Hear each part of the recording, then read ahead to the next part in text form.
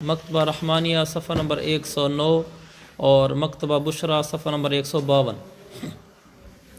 قال ومن اشترى عبدا فغاب، مسئلہ بالکل آسان ہے۔ ایک آدمی نے غلام خریدا، کاشف نے غلام خریدا، فغاب ای المشتری،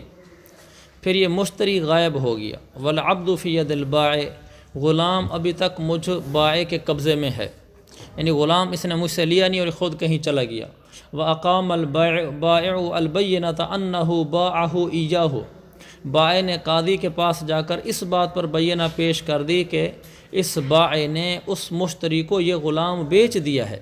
یہ غلام میرا نہیں اس مشتری کا ہے۔ فَإِنْ كَانَتْ غَيْبَتُهُ مَعْرُوفَةً، اگر اس مشتری کی غیر حاضری، اس کا چھپ جانا وہ معروف ہو، پتہ ہو کہ کہاں گیا ہوا ہے وہ، تو فَإِن معروفةً لم يُبَعِ الْعَبْدُ فِي دَيْنِ الْبَائِعِ، تو پھر غلام کو اس بائع کے قرضہ میں بیچا نہیں جائے گا۔ یعنی اگر مجھے پتہ ہے کہ کاشف کہاں ہے،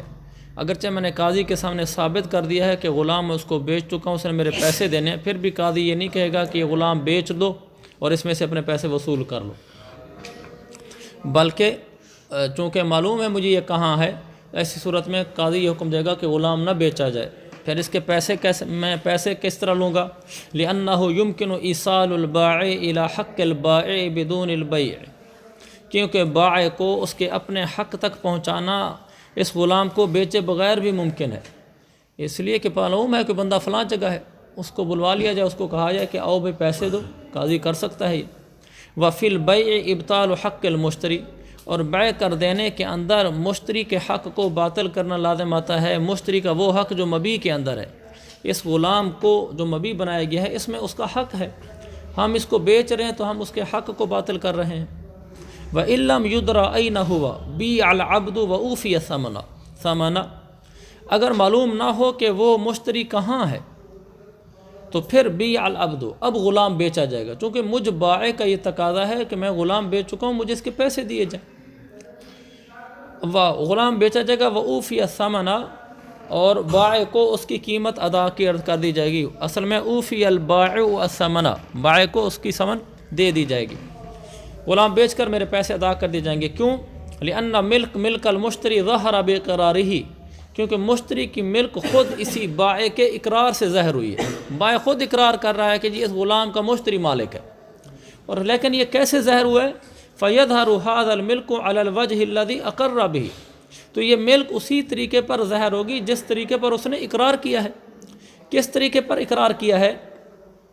اقرّ بِهِ کے آگے لکھا ہوا ہے بنا میں، حال کونہ مشغولا بحق البائع، اس حال میں کہ یہ مبیع مشغول ہے بائع کے حق میں۔ اقرار میں نے کس طریقے سے کیا ہے؟ میں نے اقرار اس طریقے سے کیا ہے کہ یہ غلام ملک ہے اس مشتری کی اس طور پر کہ اس غلام کے ساتھ میرا بھی حق متعلق ہے، یعنی میں نے اس غلام کو بیچ کر اب آپ سے پیسے لینا چاہتا ہوں، یعنی اسی غلام کے اندر، اسی غلام کی وجہ سے ہی مجھے پیسے ملنے ہیں، تو لہٰذا مجھے پیسے دلائے جائیں۔ تو یہ ملک ظاہر ہوگی اس طریقے پر جس طریقے پر اس بائع نے اقرار کیا ہے، اس حال میں کہ وہ جو مبیع ہے وہ بائع کے حق میں مشغول ہے، اس میں میرا بھی اب حق بنتا ہے کہ میرے پیسے مجھے دلائے جائیں۔ وَإِذَا تَعَذَّرَ اسْتِفَاؤُهُ مِنَ الْمُشْتَرِي يَبِيعُهُ الْقَاضِي فِيهِ، جب بائع کا حق وصول کرنا مشتری سے متعذر ہو گیا، پیچھے جو کہا نا مشغول بحقہ،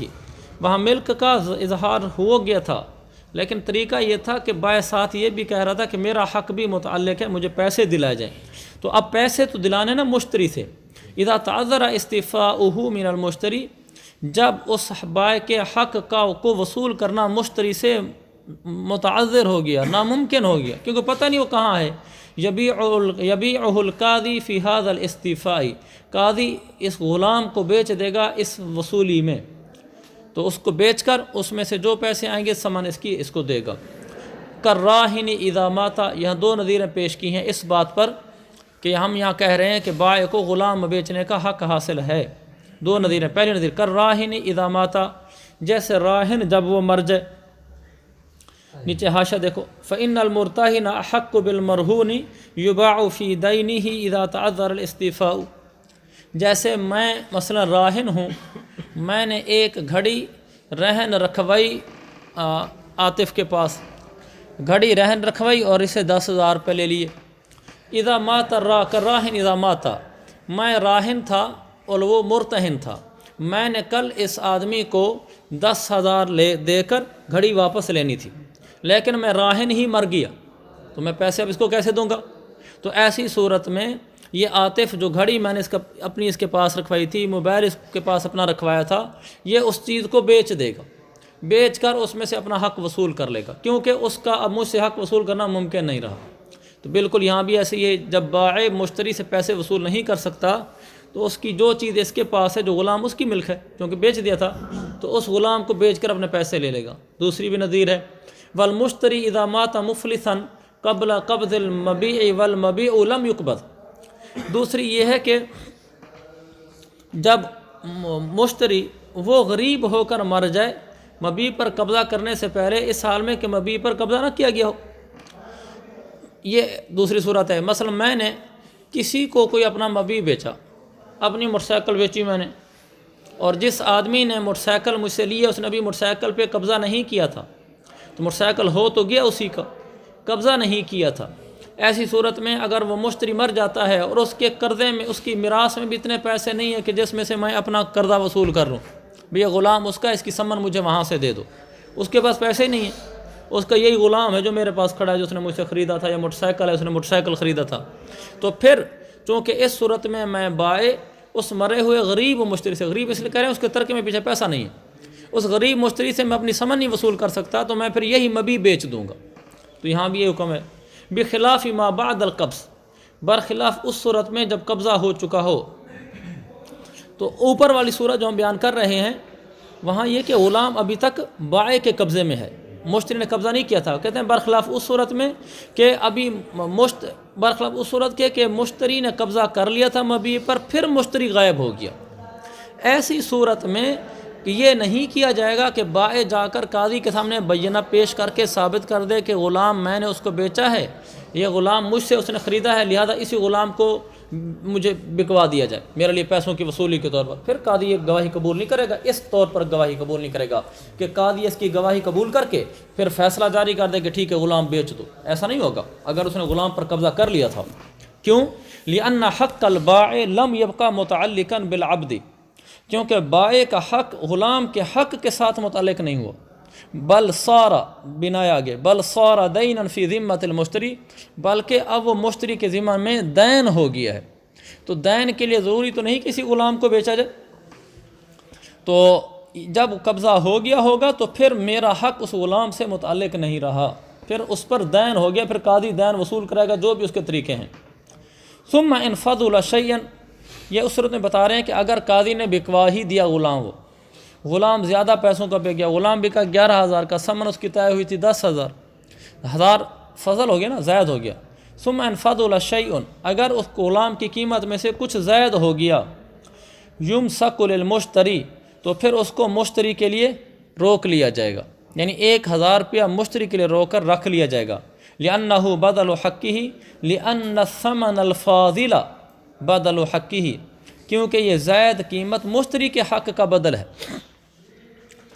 مشتری کا حق تھا نا غلام پر، اس کا بدل ہے یہ 11,000 روپے، اس میں سے 1,000 اسی کا بنتا ہے۔ وَإِن نَقَصَ يُتْبَعُ هُوَ أَيْضًا، اور اگر وہ کم ہو گئے پیسے، ایک تو نا فاضل زائد ہو گئے، اور اگر کم ہو گئے يُتْبَعُ هُوَ، تو پھر اس مشتری کا پیچھا کیا جائے گا، یعنی اگر پیسے 9,000 کا بکا، اب 9,000 کا بکا، 1,000 کم ہو گیا تو 1,000 روپے میں مشتری کا پیچھا کیا جائے گا، یعنی قاضی کہے گا 9,000 لے لے، جب بھی وہ ہمارے قابو میں آئے گا ہم تجھے پیسے دلوا دیں گے اس کو، یعنی اس کو چھوڑ نہیں دیا جائے گا کہ ٹھیک ہے اچھا بکا جو 9,000 کا اتنے 9,000 ہی رکھ لے، نہیں، پیچھا کیا جائے گا۔ تو یہ یتبع مناسب لگتا ہے، ہمارے یہاں بھی اعراب ایسے لگے ہوئے ہیں، لیکن بنایا میں اس کو یتبع کہا ہے، معروف قرار دیا ہے، تو انہوں نے لکھا ہے، انہوں نے اس کو معروف قرار دیا ہے، یتبع البائع المشتریہ، کہ بائع مشتری کا پیچھا کرے گا، دونوں تو ٹھیک ہے۔ اچھا اب یہ صورت وہ تھی کہ جس میں مشتری ایک تھا، کاشف تھا، دوسری صورت وہ بن رہی ہے جس میں مشتری 2 ہیں۔ فَإِنْ كَانَ الْمُشْتَرِي اثْنَيْنِ، مثلا کاشف اور حذیفہ، ان دونوں نے مجھ سے 1,000 روپے کا ایک غلام خریدا، پہلے تو ایک ہی مشتری تھا، وہ ایک ہی غائب ہو گیا، اب 2 مشتری ہیں، ان میں سے ایک غائب ہوگا، اب کیا حکم ہوگا؟ اگر بالکل آسان مسئلہ ہے، اگر مشتری 2 ہوں پھر ان میں سے ایک غائب ہو جائے، مثلا حذیفہ بعد میں غائب ہو گیا سمن دینے سے پہلے اور وہ صورت وہی بن رہی ہے کہ ابھی تک غلام میرے قبضے میں ہے اور انہوں نے غلام پر قبضہ نہیں کیا، انہوں نے غلام پر قبضہ کرنا تھا مجھے پیسے دینے سے، غلام پر قبضہ نہیں کیا اور پیسے بھی نہیں دیے، اور ایک ان میں سے غائب بھی ہو گیا۔ فَلِلْحَاضِرِ أَنْ يَدْفَعَ الثَّمَنَ كُلَّهُ، حاضر کاشف ہے، کاشف کے لیے یہ ہے کہ وہ پوری کی پوری قیمت ادا کرے اور وَيَقْبِضَهُ، اور پورے غلام پر قبضہ کر لے۔ جب وَإِذَا حَضَرَ الْآخَرُ، جب دوسرا حاضر ہوگا یعنی حذیفہ، لم یأخذ نصیبہ، لم یأخذ کا فعل الآخر ہے، جب وہ دوسرا حاضر ہوگا تو وہ دوسرا اپنے حصے پر قبضہ نہیں کرے گا یہاں تک کہ اپنے ساتھی کو سمن ادا کر دے۔ یعنی 1000 روپے کا غلام تھا، 500 دونوں نے ملا کر 1000 پورا کر کے مجھے دینا تھا، کاشف نے اپنا 500 دے دیا، حذیفہ والا 500 اس نے بھی دے دیا، غلام لے لیا۔ جب حذیفہ آئے گا تو یہ حذیفہ اپنے حصے پر قبضہ نہیں کر سکتا جب تک کہ اپنے شریک کاشف کو اپنے حصے کے 500 نہ دے۔ یہ امام صاحب اور امام محمد کا قول ہے۔ امام یوسف فرماتے ہیں اذا دفع الحاضر الثمن كله لم يقبض الا نصیبہ۔ امام یوسف والے مسئلے میں تھوڑی سی یعنی مشقت ہے، وہ فرماتے ہیں جب حاضر نے کل کی کل قیمت دے دی تو وہ غلام پر آدھا کا قبضہ کرے گا، یعنی اپنے حصے کا قبضہ کرے گا، آدھے غلام پر قبضہ کرے گا۔ تو آدھے پر قبضہ کیسے ہوگا؟ یقبض نصیبہ بطریق المحایات، باری باری کے طریقے پر، یعنی ایک دن اس غلام کو استعمال کرے گا، ایک دن نہیں کرے گا، یہ مطلب ہے کہ آدھے غلام پر قبضہ کیا ہے۔ اچھا تو آدھے غلام پر قبضہ کرے گا، وکان، اچھا یہ تو ہو گیا کہ غلام پر قبضے کے لحاظ سے اس کا قبضہ آدھے غلام کا ہوگا، بھلا پیسے پورے دیے۔ دوسرا جو اوپر پیسے دیے 500، پیچھے تو ہم نے کہا تھا نا کہ وہ کاشف حذیفہ سے باقی 500 بھی لے گا، یہاں کہہ رہے ہیں وکانا متطوعا بما ادى عن صاحبہ۔ امام یوسف فرماتے ہیں جو پیسے اس نے اپنے ساتھی کی طرف سے ادا کیے ان پیسوں میں یہ تطوع ہوگا، تطوع کرنے والا ہوگا، یعنی تبرعاً پیسے دینے والا ہوگا، اس کا ضامن نہیں بنا سکتا۔ لأنه قضى دین غیرہ بغیر امرہ، کیونکہ کاشف نے اپنے غیر کا قرضہ اس غیر کے حکم کے بغیر خود ہی جا کر اپنی خوشی سے ادا کر دیا ہے۔ فلا یرجع علی ذلک الغیر، لہذا کاشف اس غیر سے رجوع نہیں کر سکتا کیونکہ اس نے کہا ہی نہیں تھا بھی میری طرف سے تو پیسے دے دے۔ وہو اجنبی عن نصیب صاحبہ، اور وہ اپنے ساتھی کے حصے سے اجنبی ہے، ہوا سے مراد حاضر، یہ کاشف اپنے ساتھی حذیفہ کے حصے کے معاملے میں ایک اجنبی انسان شمار ہوگا، لہذا اجنبی ہوگا تو فلا یقبضہ، لہذا اس اپنے ساتھی کے حصے پر قبضہ بھی نہیں کرے گا کیونکہ کوئی آدمی کسی اجنبی آدمی کے غلام پر قبضہ نہیں کر سکتا۔ وَلَهُمَا، طرفین نے کہا تھا کہ پیسے بھی پورے لے گا، غلام پر بھی پورا قبضہ کرے گا، سمجھ گئے؟ وہ فرماتے ہیں ان الحاضر مضطر فی دفع کل ثمن، حاضر ہے وہ مجبور ہے بیچارہ کل ثمن کے دینے میں، کل ثمن دینا مجبوری ہے۔ کیوں مجبور ہے؟ لأنه لا يمكنه الانتفاع بنصیبه الا باداء جمیع ثمن، کیونکہ اس حاضر آدمی کے لیے اپنے حصے سے نفع اٹھانا ممکن ہی نہیں ہے سوائے اس کے کہ وہ کل قیمت ادا کر دے۔ کل قیمت ادا کے بغیر اپنے حصے سے بھی نفع نہیں اٹھا سکتا۔ وہ کس طرح؟ وہ اس طرح لأن البیع صفقۃ واحدۃ ولو، لأن البیع دلیل چل رہی ہے، لأن البیع صفقۃ واحدۃ وللبائع حق الحبس ما بقی شیء منہ، اس لیے کہ جو سودا ہوا تھا سودا ایک ہی صفقہ ہے، کیونکہ ایک ہی صفقہ ہے چنانچہ والا ہو حق الحبس، بائع کو مبیع کو روکنے کا حق حاصل ہے جب تک سامان میں سے کچھ بھی باقی ہو۔ مثلا سامان 1000 روپیہ تھا،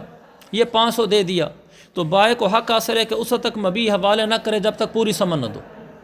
سامان میں سے کچھ بھی باقی ہو اس وقت تک میں بائع مبیع کو روک سکتا ہوں۔ تو جب تک یہ پورے پیسے نہیں دے گا تو میں مبیع اس کو نہیں دوں گا، جب میں مبیع اس کو نہیں دوں گا تو یہ اپنے حصے کا بھی نفع نہیں اٹھا سکتا۔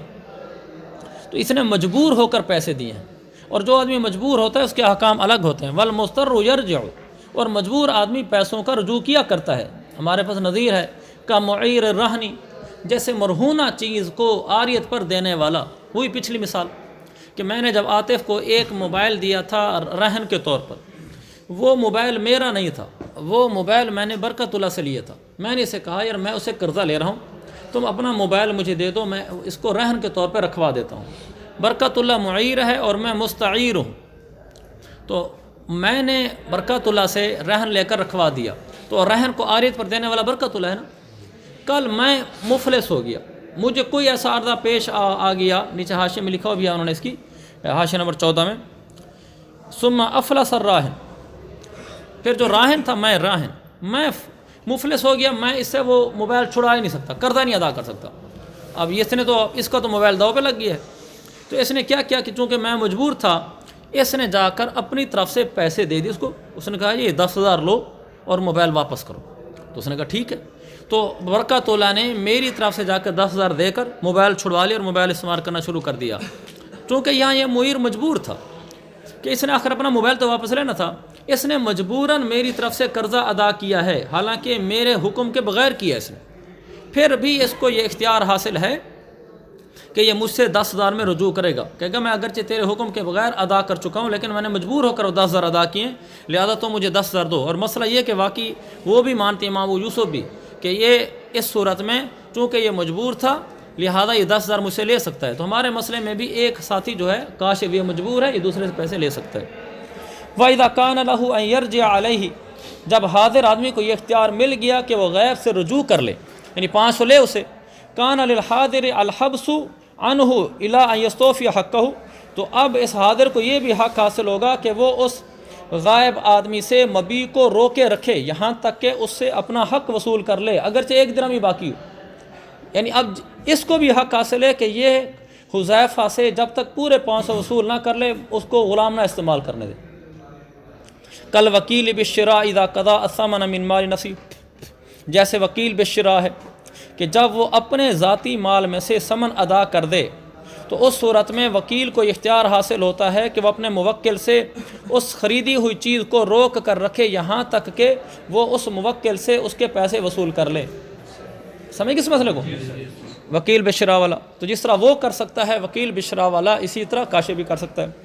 ومن اشترى جاریۃ بألف مثقال ذهب وفضة، ایک آدمی نے باندی خریدی، الفاظ یہ بولے الف مثقال ذهب وفضة، 1,000 مثقال سونے اور چاندی کے۔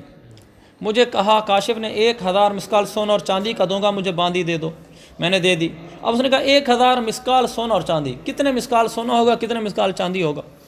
یا مثقال ہوگا یا چاندی میں درہم ہوگا، کیا ہوگا؟ انہوں نے کہا فہما نصفان ہما کی ضمیر ذهب اور فضہ کر جائے گی، سونا چاندی آدھے آدھے کر دیے جائیں گے، یعنی آدھے مثقال سونے کے اور آدھے چاندی کے۔ لأنه اضاف المثقال الیہما علی السواء، انہیں بالکل برابر طریقے سے مثقال کی نسبت، اضافہ کو منسوب کرنا، مثقال کو منسوب کر دیا سونا چاندی کی طرف برابر طریقے سے، کیونکہ الف مثقال ذهب وفضة کا۔ فیجب من کل واحد منہما 500 مثقال، لہذا ان دونوں میں سے ہر ایک کے 500 مثقال لازم ہوگا، لعدم الاولویتی، کیونکہ ان دونوں میں سے کسی ایک کو دوسرے کے لیے اولا نہیں کہا جا سکتا، جب ہم اس کو پہلے ترجیح دے دیں، کوئی ترجیح کی وجہ نہیں ہے۔ وبمثلی، اسی طرح ایک اور مسئلہ ہے، نیچے حاشیے میں لکھا بمثلی، یہ لفظ فقہا وہاں استعمال کرتے ہیں جب دو مسئلے صورتاً ایک جیسے ہوں لیکن حکماً مختلف ہوں، وہاں بمثلی ہی کا لفظ استعمال کرتے ہیں، اس کو یاد رکھ لینا۔ اسی جیسا وہ مسئلہ ہے جیسے اگر ایک آدمی نے باندی خریدی یوں کہہ کر بألف من الذهب والفضة، یہاں اس نے مثقال نہیں کہا، اس نے کہا سونے اور چاندی میں سے 1,000 دوں گا تو آپ مجھے باندی دے دیں۔ یجب من الذهب مساقیل ومن الفضة دراہم وزن 7، تو سونے میں سے تو مثقال لازم ہوں گے 500 مثقال، اور چاندی میں سے دراہم لازم ہوں گے یعنی 500 دراہم، ایسے 500 دراہم جن دراہم کا وزن 7 والا ہوتا ہے۔ اصل میں یہ قسمیں ہیں، وزن 7 وزن 5 آپ نے پڑھا ہوگا۔ بعض 10 دراہم ایسے ہوتے تھے جن کا وزن 7 مثقال کے برابر ہوتا تھا، بعض 10 دراہم ایسے ہوتے تھے جن کا وزن 5 مثقال کے برابر ہوتا تھا۔ اب 500 درہم ہوں گے لیکن وزن 7 والے، لأنہ اضاف الالف الیہما، کیونکہ اس نے 1000 کو منسوب کیا تھا سونا چاندی دونوں کی طرف، فینصرف الی الوزن المعہود فی کل واحد منہما، لہذا سونا چاندی میں سے ہر ایک کے اندر جو وزن معہود ہے یعنی جو معروف وزن وہاں چل رہا ہے وہی مراد ہوگا۔ سونے میں معروف وزن مثقال ہے اور چاندی میں معروف وزن دراہم وزن 7 والا ہے، لہذا وہی والے 500 دراہم وہ اس کو دے گا۔